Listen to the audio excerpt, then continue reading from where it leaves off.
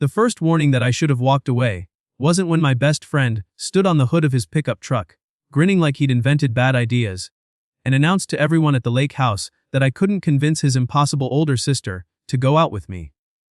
It was when she closed the distance between us, picked up the folded $50 bill he'd been waving around, slipped it into my jacket pocket, and said in a calm voice that carried farther than shouting ever could, "If people are gonna wager on my decisions, Ely, at least make sure the stakes are worth my time." Then she walked away. The laughter around the bonfire died almost instantly. My name is Eli Carter. I restore old houses for a living, which means I spend most of my days repairing mistakes made decades before I was born. Rotten beams, uneven foundations, windows that looked perfectly fine until you touched them and discovered they were one hard rain away from collapsing. People aren't much different. You learn to stop trusting fresh paint. Mara Bennett understood that better than anyone I'd ever met. She was 32, 2 years older than me, and worked as an emergency management coordinator for the county. When storms flooded roads or tornado sirens sounded, she was usually the person directing volunteers before most officials even arrived. She wasn't loud. She wasn't intimidating because she yelled. She was intimidating because she never had to. While everyone else filled silence with explanations, Mara filled it with certainty. Her younger brother Nolan had been my closest friend since high school, which meant I'd spent almost 10 years pretending not to notice his sister. Not because I didn't. Because noticing felt dangerous. She appeared at birthdays, Thanksgiving dinners, neighborhood cleanup projects, and family cookouts carrying toolboxes, first aid kits, or enough practical advice to rescue whatever disaster Nolan had accidentally created. I'd watch men flirt with her. Most lasted less than 5 minutes. Not because she embarrassed them. Because she asked questions. Real ones. What are you passionate about? What keeps you awake at night? What promise have you broken recently? It turned out plenty of confident men could survive rejection. Very few could survive honesty. Nolan dropped back into his lawn chair, laughing so hard he nearly spilled his drink. "Come on," he called. "Tell me you weren't actually thinking about asking her." I wasn't. That was only partly true. He narrowed his eyes. "You hesitated." "I hesitated because you're acting like an idiot." "Same thing." "No," came Mara's voice from behind us. "It's really not." She returned carrying 2 bottles of sparkling water, handed one to her mother, and sat on the edge of the dock as though nothing unusual had happened. The sunset reflected across the lake in long ribbons of orange. Children chased each other through the grass. Someone had started playing old country songs through a weathered speaker that crackled every third chorus. Everything looked ordinary, except my pulse. Nolan held out his hand. "Give me back the 50. I reached into my jacket. Instead of handing it to him, I folded it once and placed it on the picnic table. "No bet." He blinked. "What?" I said. "No." "You scared?" I looked directly at him. "No." "Then why?" "Because your sister isn't a prize." The words settled over the group heavier than I intended. A few conversations nearby stopped. Nolan's grin faded. Across the dock, Mara slowly turned her head toward us. For one uncomfortable second, I wondered if I'd just destroyed 20 years of friendship. Then Mara stood, walked over, picked up the folded bill again, and pressed it into Nolan's shirt pocket. "He's right." She dusted invisible ash from her hands. "You're getting lazy." Their mother hid a smile behind her drink. Nolan groaned dramatically. "I can't believe both of you turned against me." "You made it easy," Mara replied. She walked toward the cooler. Without thinking, I followed. Not because I had a plan. Mostly because standing still suddenly seemed impossible. She opened the lid and searched through bags of ice before finding another sparkling water. "You always rescue people from your brother's bad ideas?" I asked. She shrugged. "Only when they're salvageable, so I'm salvageable." She glanced sideways. "The verdict is still pending." I laughed. She didn't. Not immediately. Then one corner of her mouth lifted just enough to make me forget what I had been about to say next. "I owe you an apology," I said. "For what?" "For being part of that conversation at all." "You didn't start it?" "I didn't stop it either." She twisted open the bottle. "You returned the bet." I couldn't exactly accept. Most people would have. I'm not most people. "No." Her eyes settled on mine with unsettling precision. "I've noticed." The breeze carried the scent of pine trees and smoke across the shoreline. For several moments neither of us spoke. Oddly, it wasn't awkward. Just quiet. The kind of quiet that didn't demand filling. Finally she asked, "Why haven't you ever asked me out?" Every prepared sentence vanished. I figured it wasn't my place. "Because I'm Nolan's sister." That was part of it. The other part. I smiled awkwardly. "You always looked like someone who could tell the difference between confidence and performance." And I wasn't sure I had enough of the first. For the first time that evening, Mara actually smiled. Not politely, not carefully, genuinely. It transformed her face. You spend your life rebuilding old houses? She said softly. You know what's underneath things. I try. So why assume I'd only noticed the surface? Before I could answer, Nolan shouted from across the lawn. Illy, you gonna stand there flirting all night or finally ask her something? I closed my eyes. Mara sighed toward the sky. My brother has the timing of a smoke alarm with dead batteries. I've noticed that too. She looked back at me. Well what? Were you gonna ask me something? For the first time in years, I decided not to hide behind caution. Would you have dinner with me? Her expression didn't change. Neither did mine. The world around us seemed to wait. Then she asked one quiet question. Is that because of the joke? No. Because you feel challenged? No. Then why now? Because if I leave tonight without asking, I'll probably spend another 5 years pretending I don't regret it. She studied me long enough that my heartbeat became impossible to ignore. Finally she nodded once. Tuesday. I blinked. Yes. That depends. On you showing up because you wanted dinner before my brother embarrassed you. I wanted it long before today. Her eyes softened almost imperceptibly. Good. She extended her hand. Tuesday at 7. I shook it. Her grip was warm, steady, and completely unhurried. Neither of us noticed that someone across the yard had quietly taken a photograph. We also didn't notice the unfamiliar black SUV slowing on the road outside the property. Or the man behind the wheel who stared at the dock for several long seconds before driving away. Neither of us knew our first date had already attracted exactly the wrong kind of attention. Tuesday arrived with the strange ability to make every ordinary task feel unnecessarily important. I sanded the same cabinet door 3 different times before realizing it had been smooth an hour earlier. By noon I'd checked my watch so often that my apprentice finally leaned against the workshop doorway and asked, "Are you expecting a delivery?" "I've got dinner." He nodded thoughtfully. "That explains why you've measured the same shelf 4 times. I looked down. He wasn't wrong. For someone who spent his life trusting measurements, I was remarkably uncertain about people. Especially one person. By 6:45, I stood outside Mara's townhouse carrying exactly what she'd requested. Nothing dramatic, no roses, no oversized bouquet trying to speak on my behalf. Instead I held a small paper bag. When she opened the door, my rehearsed greeting disappeared completely. She wore dark jeans, white sneakers, and a charcoal sweater with the sleeves pushed halfway to her elbows. Her hair, usually pinned neatly back, rested over one shoulder in loose waves that looked less styled than simply allowed. She raised an eyebrow. "You're staring." "I know. You planning to stop?" "Eventually." A laugh escaped before she could stop it. "Good answer." Her eyes dropped to the paper bag. "If that's flowers, we're already negotiating." "It's not." "Chocolate?" "No. A peace offering in case dinner goes badly." "Closer." She opened the bag. Inside rested a small walnut bookmark with a tiny brass compass set into one corner. Simple, smooth, useful. She ran her thumb across the polished wood. "You made this."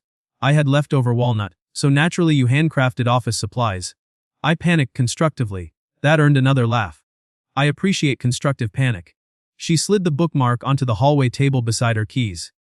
"I've officially accepted your panic." The restaurant overlooked the river on the eastern side of town. Nothing expensive. Nothing fashionable.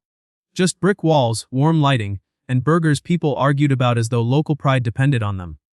Exactly the kind of place where conversation mattered more than appearances. She approved immediately. "I was worried you'd take me somewhere with microscopic portions arranged like modern art." "I enjoy food too much for that." "Good." We ordered. She stole one of my fries before her own plate arrived. "You know those are mine." I was quality testing. "Already. I'm thorough. You inspect French fries professionally. I inspect everything professionally." I pointed toward my plate. "So." She nodded seriously. "Acceptable. High praise. Don't get used to it." Dinner unfolded without effort. Not because we agreed about everything. Because disagreement with Mara never felt like conflict. It felt like 2 people genuinely interested in understanding each other. She believed every town should preserve older buildings whenever possible. I argued some couldn't safely be saved. She challenged every reason. I defended every beam. By dessert we'd accidentally planned an imaginary renovation for the abandoned train station outside town. "You realize," she said, "most first dates involve favorite movies." "I've got opinions about windows." I noticed. "You disappointed?" She shook her head. "No." Then quietly, relieved. Something about that answer stayed with me. When we left, the evening air carried the first hint of approaching autumn. Streetlights reflected across the river like broken glass scattered over black water. We walked without deciding to. Past benches. Past couples eating ice cream. Past musicians packing away guitars after the weekly riverside market. Eventually she folded her arms. Cold. I'm fine. You just crossed your arms. I can be fine and cold. I removed my jacket. She looked at it suspiciously. This is one of those gentleman moments, isn't it? It's one of those human moments. You rehearsed that. No. It sounded rehearsed. I'll try being less articulate. She accepted the jacket anyway. The sleeves covered half her hands. She looked unexpectedly younger. Softer, she caught me smiling. What? It suits you? The jacket? No. She looked away toward the river. Careful. Why? You keep saying things that are difficult not to believe. We stopped beside the railing overlooking the water. Neither of us spoke. Sometimes silence says more than conversation ever could. Her phone vibrated. The screen lit briefly. Unknown number. She stared at it. Didn't answer. The vibration stopped. A few seconds later it started again. This time she turned the phone over without looking. You don't have to ignore it because you're with me. I'm not. You aren't. No. Her expression tightened. I'm ignoring it because I know exactly who it is. Something changed in her voice. Not fear. Recognition. The kind people reserve for problems they thought they'd already solved. I waited. Eventually she spoke. Max, I nodded once. Persistent. Unfortunately. You don't have to explain. I know. She looked out across the river. But I think I want to. She rested both forearms on the railing. We dated for almost 3 years. Serious. We were engaged. That landed heavier than I expected. She continued before I could respond. It ended 18 months ago. What happened? He liked confident women. She smiled sadly. Until confidence disagreed with him, I stayed quiet. He never shouted. Who never hit me. He never cheated. She exhaled slowly. He simply made every decision feel like my fault. The river drifted beneath us. Steady. Patient. I spent months believing I was impossible to love. She laughed once. I actually apologized for having opinions. I looked at her. I don't believe that. No. You don't apologize for having opinions. I used to. She finally met my eyes. I don't anymore. I'm glad. So am I. Her phone buzzed again. Same unknown number. This time she powered it completely off. Then looked back toward me. I almost canceled tonight. I know. She frowned. I never told you that. You hinted. I did. You asked 3 separate times whether I was sure. She blinked. I guess I did. I smiled gently. I'm stubborn. I've noticed. No. I mean about people. She tilted her head. You don't give up quickly. Something unreadable crossed her expression. I don't know if that's comforting or dangerous. Maybe both. For several long moments she simply watched me. Finally she asked the question I hadn't expected. What are you afraid of? Most people ask what you want. Very few ask what frightens you. I answered honestly. Wasting years pretending. She frowned slightly. Meaning? I've spent too much of my life convincing myself the safest choice was always the smartest one. And now, I think safe can become another word for lonely. Her shoulders relaxed. Almost imperceptibly, she stepped closer. Not enough to touch. Enough that I could see tiny amber flecks hidden inside her gray eyes. I've spent a long time building walls, she admitted. I noticed. They kept the wrong people out. Walls usually do. They also kept everyone else out. I didn't tell her to tear them down. I didn't promise I'd never hurt her. Some promises belong in fairy tales. Instead I said the only thing I knew was true. You can leave the gate closed. I'll wait outside until you decide. She stared at me for what felt like forever. Then, without warning, she reached over and straightened the collar of my shirt. You restore old houses. I do. You also have a habit of repairing crooked things. I'm trying not to overdo it. This wasn't crooked. No, she smiled. I just wanted an excuse. My heartbeat forgot its job. She noticed. I'm making you nervous. You are. Good. Good. It means neither of us is pretending. Before I could answer, headlights swept slowly across the riverwalk. A black SUV rolled past. Too slowly. The driver glanced toward us, then continued down the street. Mara's smile disappeared. She watched the vehicle until it vanished around the corner. Do you know him? I asked. She hesitated. I hope not. The answer should have sounded reassuring. Instead, it made the night feel suddenly much colder. The drive back to Mara's townhouse was quieter than the walk along the river. Not uncomfortable. Thoughtful. She rested one elbow against the passenger door, looking out at the passing lights while old jazz played softly through the speakers. After several blocks she spoke without turning around. You know what surprised me tonight? I ordered dessert. You did? I regret nothing. A faint smile appeared. You never tried to rescue me. I glanced over. Was I supposed to? Most people do. They hear one difficult story and immediately start promising they'll fix everything. I've had that conversation before. I figured. She nodded slowly. You listened instead. I thought that's what you wanted. It was. Another mile passed before she spoke again. Thank you. The simplicity of it carried more weight than a speech ever could. When we reached her townhouse, I parked along the curb. Neither of us reached for the door. Streetlights painted pale gold across the windshield, while crickets filled the silence outside. She finally laughed under her breath. We're doing that thing. What thing? The pretending we don't know the date is over thing.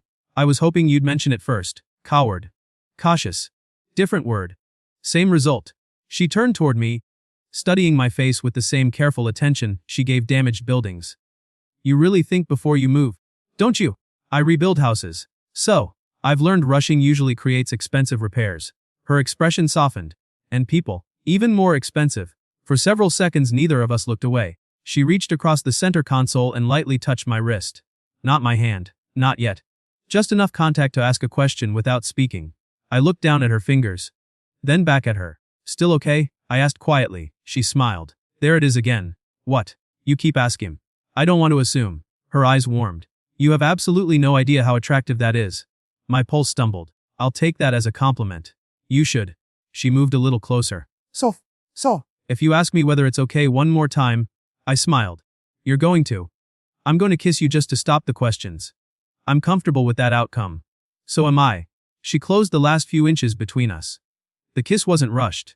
It wasn't dramatic. It felt like two people finally deciding to stop pretending they hadn't been moving toward this moment for years. Her hand slid to the back of my neck. Mine rested gently against her waist. When we finally pulled apart, neither of us spoke immediately. She leaned her forehead against mine. I've wanted to do that since halfway through dinner. I was thinking sometime around the second stolen fry. She laughed. You noticed. I notice everything. No. She smiled. You notice me. That sentence stayed with me longer than the kiss. Her phone vibrated. Both of us froze. She sighed. I almost forgot. She pulled the phone from her purse. The screen had automatically powered back on when she'd connected it to the car charger. 5 missed calls. 3 messages. No name. Just a number. She opened the newest text. The color drained from her face. What is it? For a moment she didn't answer. Then she handed me the phone. I know you're seeing someone. We need to talk before you make another mistake. A second message followed seconds later. You can't ignore me forever. I looked back at her. Is this him? She nodded. He changes numbers. Have you blocked them all? I stopped counting months ago. I handed the phone back. You should keep these. I know. My attorney told me the same thing.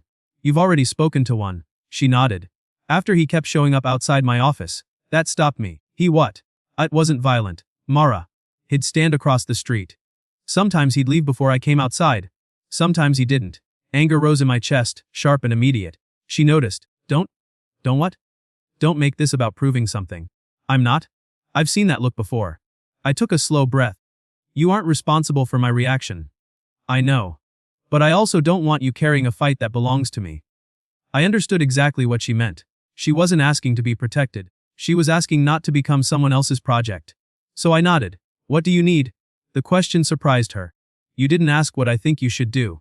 No. You asked what I need. I figured those aren't always the same thing. For the first time since reading the message, she relaxed.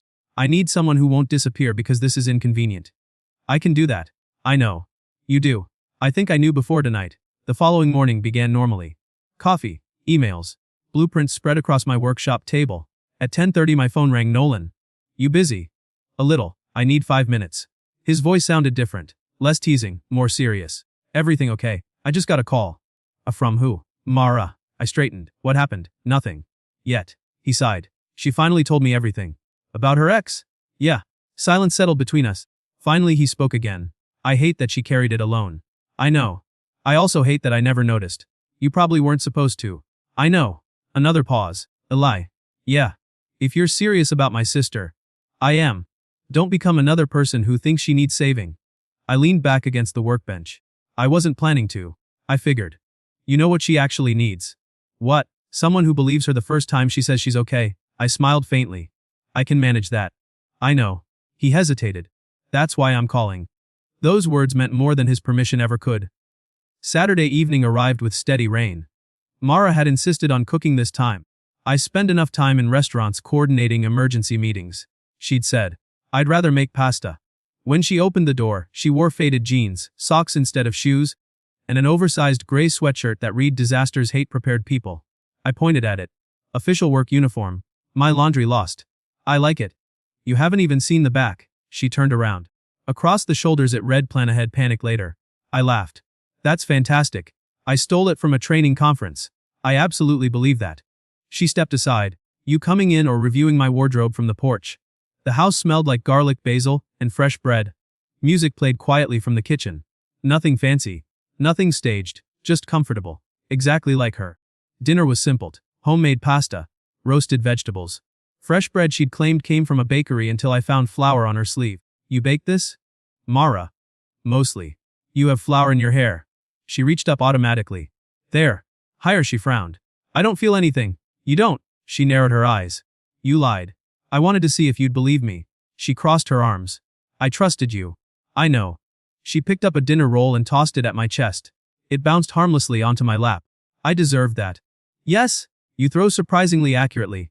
I coordinate emergency logistics. Weaponized bread seems outside the job description. It depends on the emergency.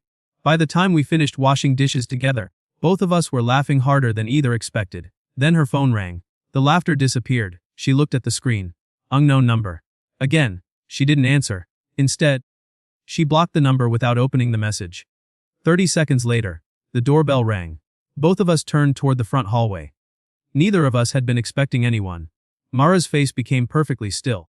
She looked at me once, then toward the door. A second ring echoed through the quiet house.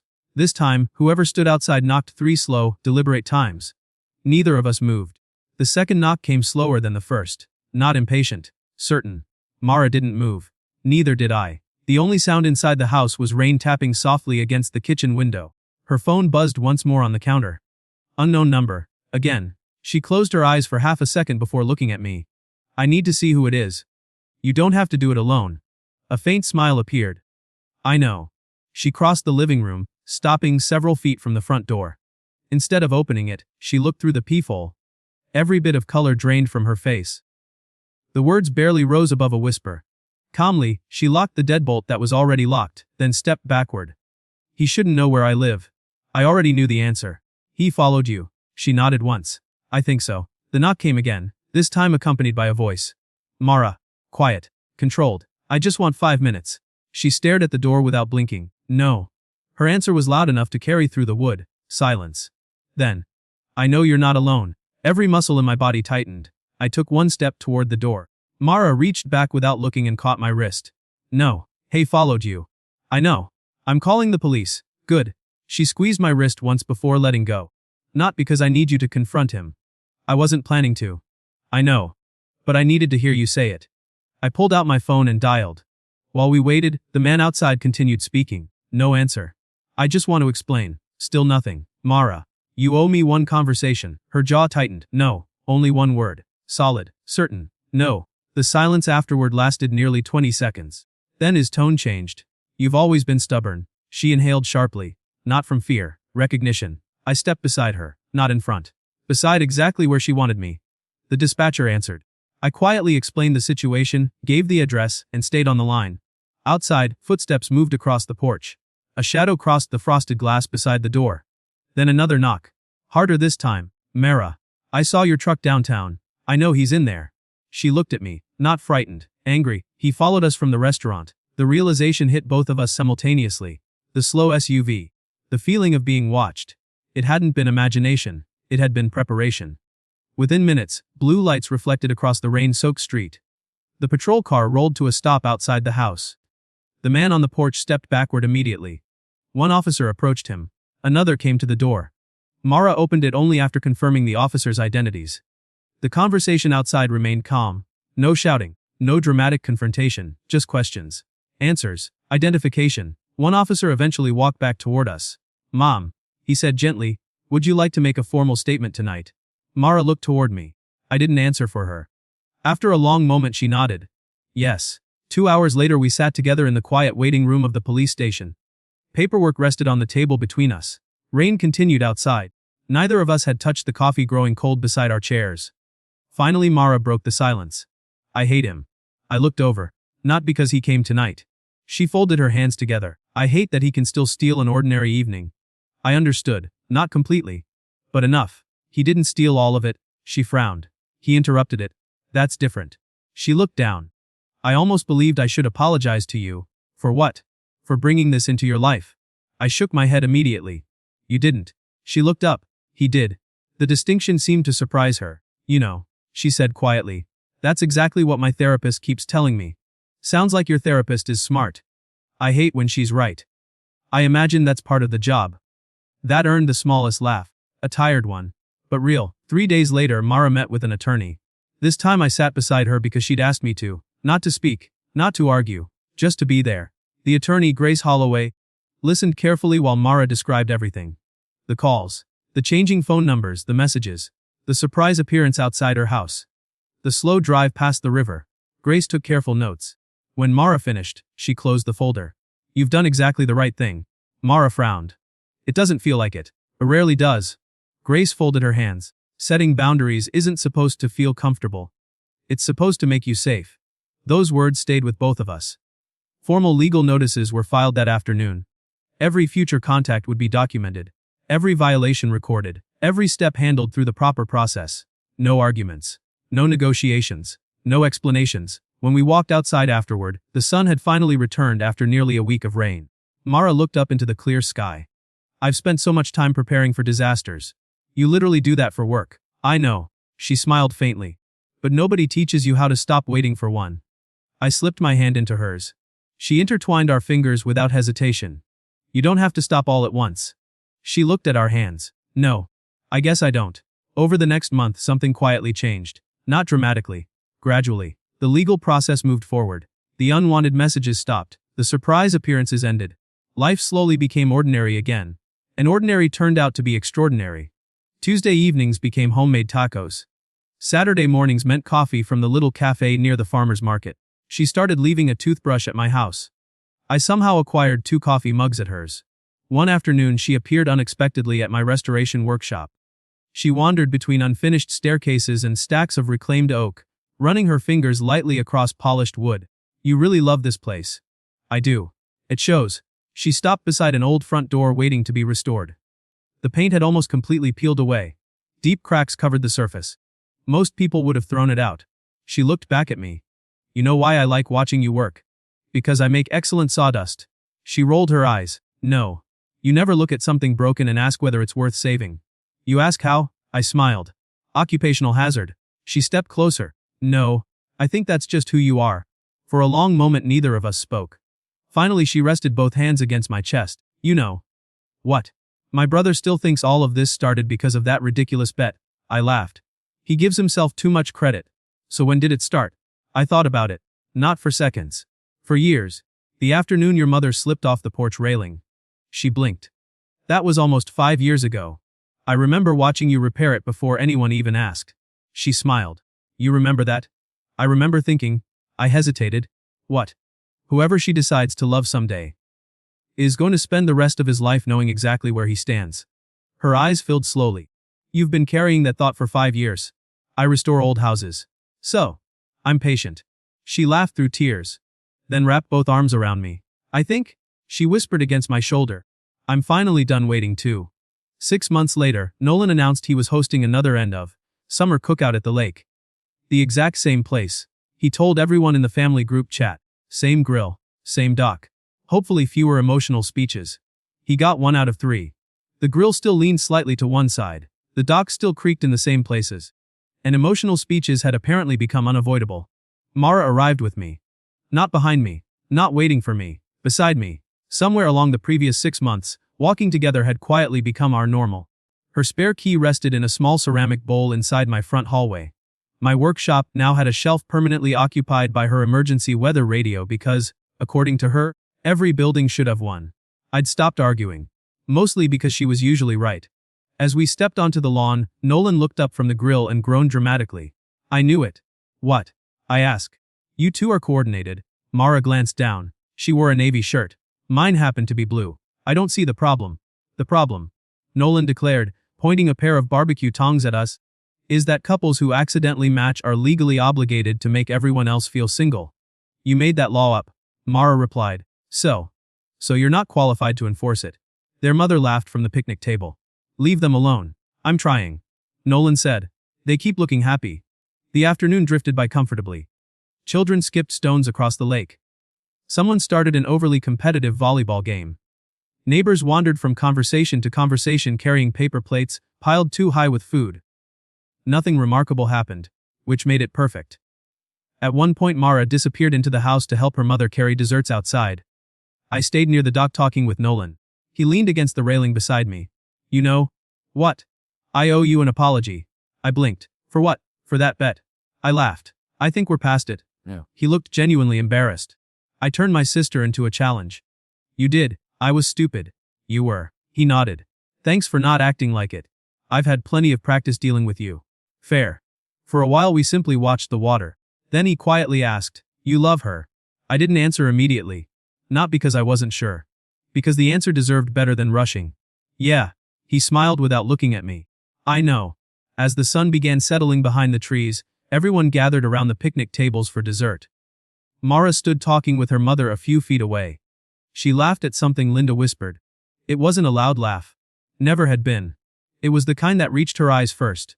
The same laugh I'd spent years pretending not to hope I'd hear because of me. I reached into my pocket.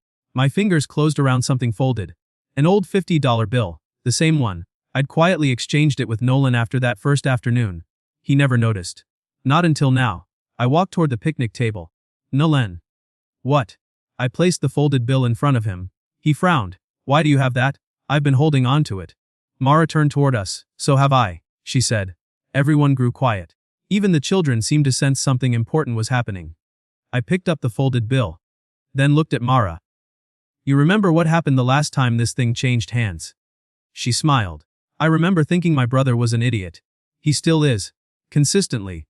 Laughter spread around the table. I unfolded the bill carefully. It started as a bet. I looked toward Nolan. It shouldn't have. Then I turned back to Mara. But something good happened anyway. She stepped closer. Close enough that only she could hear my next words. You once told me that people shouldn't gamble on someone else's choices. I did. You were right. I folded the bill again and slipped it into my own pocket. So this isn't a wager. Her eyes searched mine. It isn't. No. I took both of her hands. I don't want to win you. I never did. I wanted the chance to keep choosing you. The entire backyard had fallen silent. Even Nolan had stopped pretending to flip burgers. I swallowed. Mara Bennett. I've asked you to dinner. I've asked you to trust me. I've asked you to let me stand beside you. She smiled through gathering tears. You have. So here's one more question. I reached into my jacket. Not for the folded bill. For a small wooden box I'd built myself from walnut. The same wood as the bookmark I'd given her on our first date. Her eyes widened. I opened it. Inside rested a simple ring. Nothing extravagant. Just elegant. Solid, built to last. Mara, will you keep choosing me? She stared at the ring. Then at me. Then, unexpectedly, she laughed. Not because anything was funny. Because joy had simply become too large to contain. She reached into my jacket pocket. Pulled out the folded $50 bill. Folded it once more. And tucked it neatly back into my shirt pocket exactly the way she'd done 6 months earlier. You still carry this? I do. She shook her head, smiling through tears. You really never throw anything meaningful away. I restore old things. She stepped closer until our foreheads nearly touched. Good. Because I'm planning to grow old with you. A single tear escaped before she finally answered. Wes. Her voice broke slightly. Yes, Ely. I'll keep choosing you. Applause erupted around the backyard. Linda wiped tears from her cheeks. Nolan threw both hands into the air. Inu chim of ide. No. Mara called over her shoulder while slipping the ring onto her finger. Your idea was the bet. She looked back at me. Our story started the moment he refused it. Everyone laughed. I wrapped my arms around her as the evening breeze rolled across the lake. She kissed me slowly, confidently, exactly the way she'd lived every important moment. With intention. Later. After the excitement settled and everyone drifted back toward conversations and dessert, we stood alone at the end of the dock. The water reflected the first stars of the evening. She leaned against my shoulder. You know, she said softly. I spent a long time believing strength meant never needing anyone. I squeezed her hand. And now. She watched the ripples spread across the lake. Now I think real strength is knowing someone can stand beside you without trying to stand in your place. I smiled. I can do that. I know. She looked up at me, the same quiet certainty in her eyes that had first caught my attention years before. And that's exactly why I said yes. The lake remained still. The old dock creaked beneath our feet. Somewhere behind us, Nolan burned another batch of burgers while insisting it was intentional. Life wasn't perfect, it never would be. But it was honest. It was chosen. And like every worthwhile thing I'd ever restored, it wasn't beautiful because it had never been tested. It was beautiful because, piece by piece, we'd built it to last.